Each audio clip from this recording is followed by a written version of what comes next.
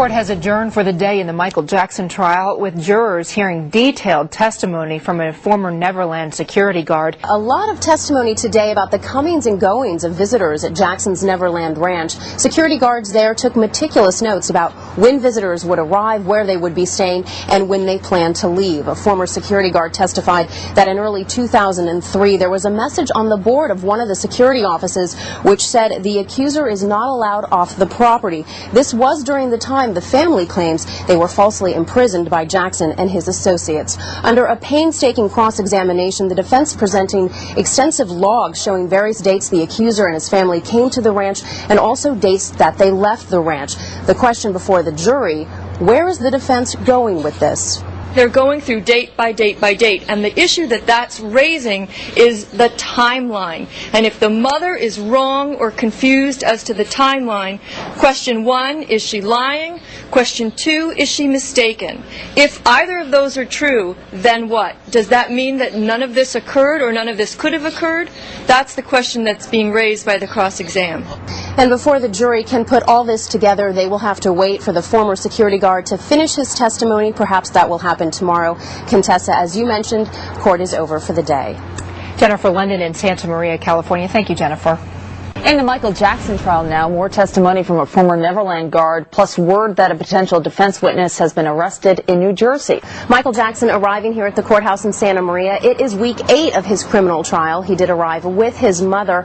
Only a very small group of fans gathered outside the courthouse to greet the embattled pop star. This morning, the defense again focusing on detailed security logs, which show when the accuser and his family arrived at Jackson's ranch and when they left. Yesterday, a former security guard testified that in early 2003, there was a note in the security office that said the accuser is not allowed off the property. In meticulous detail this morning, the defense going through key dates of these security logs from February and March 2003. That is the time period that the family says it was being held against its will. They're trying to show the boy did not sleep in Michael Jackson's room, that the family was able to come and go on various occasions, that Frank and Vinny were not always there watching them, as was claimed in testimony. So the defense is trying to show this family was not being held hostage.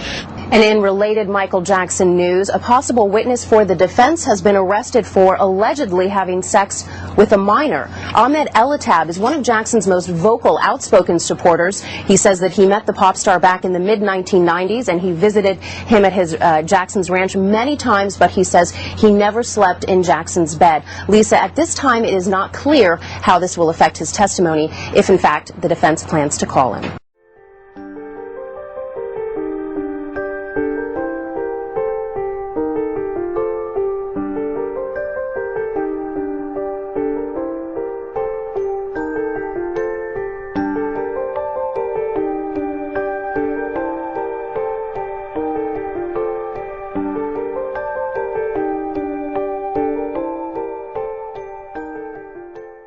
Prosecutors in the Michael Jackson trial are set to wrap up their case this week, but they still have some important witnesses to put on the stand. Testimony has begun here in Santa Maria. In fact, we've heard some emotional testimony this morning from one of Michael Jackson's former security guards. Qasim Abdul started to cry on the stand as he told the jury about threats. He says he received threats against himself and his family. He also says that some of Jackson's armed security personnel intimidated him when he worked at Jackson's Neverland Ranch. He also told the jury that he saw Michael Jackson hug and kiss the cheek of his accuser from 1993. He also testified that he saw 2 wet swim trunks on the floor of Jackson's rec room where the two had been earlier in the evening. Under cross-examination, however, lead defense attorney Tom Mesereau referring to a statement that Abdul signed, which stated in the statement that he never saw Michael Jackson touch a child in a sexual manner. Earlier this morning, the judge did rule that 2 prosecution witnesses will be allowed to testify. One of them, Michael Jackson's ex-wife, Debbie Rowe, will take the stand. Also, the jury will hear from Michael Jackson's former travel agent. She may testify that she bought airline tickets for the accuser and his family for a trip to Brazil. Here is one opinion on why that testimony may be important. This will support the prosecution's theory that Michael Jackson wanted to get rid of these people. It sounds very sinister to have a one-way ticket to Brazil when you have somebody coming in saying he wanted to send me to Brazil and get rid of me. It sounds sinister, and it's very possible the jury will hear it that way.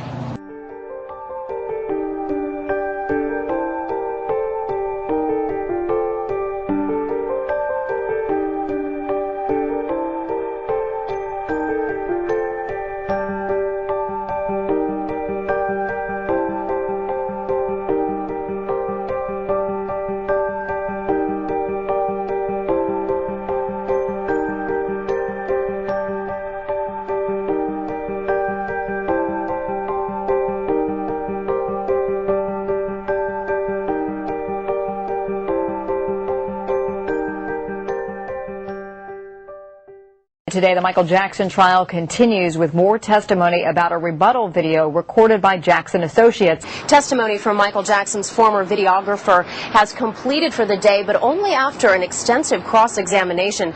The defense is attempting to attack the prosecution's claim that the interview that the accuser and his family gave for this rebuttal video was scripted. Hamid Mosleh said that the accuser and his family were at his house for many hours before they actually taped that interview, and he said he never saw the family reviewing a script or trying to memorize anything. He also said he never saw the family being coached before the interview. Also, the defense attempting to try and distance Michael Jackson from his associates by pointing out that it was Jackson's associates who made all the arrangements for the rebuttal video. You got this distance between Michael Jackson and the people the prosecution's actually calling. Almost the suggestion that, there was this management around Michael Jackson who might have been out of control, but there's really no link that Michael Jackson himself knew exactly what the plans were. If and when Michael Jackson's ex-wife Debbie Rowe does in fact take the stand, the prosecution may try and link Michael Jackson directly to this rebuttal video by pointing out that the pop star called Rowe and asked her personally to participate. The prosecution also claims that she was forced to participate in this rebuttal video and that what she said was highly scripted as well.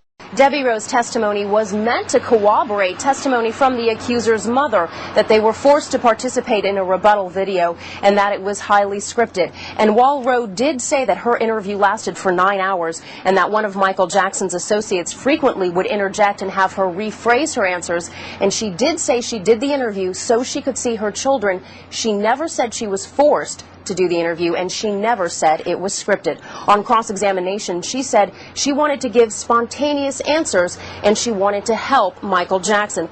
Also, she said she thought that Michael Jackson was very far removed from what his associates were actually doing. The defense attempting to distance Jackson from his unindicted co-conspirators. Debbie Rowe showing a lot of animosity toward Jackson's associates, saying they are liars and that they were trying to take advantage of Michael Jackson. At one point, she called them, quote, opportunistic vultures. For her ex-husband, however, Rowe still seems to have a lot of affection for. At one point, she looked directly at Jackson and she said, there are different Michaels. She started to cry and she said, there's my Michael. And she took a moment to try and compose herself. And then she said, then there's the Michael everyone else sees. Many are now wondering, after hearing Rowe's testimony, why the prosecution even called her.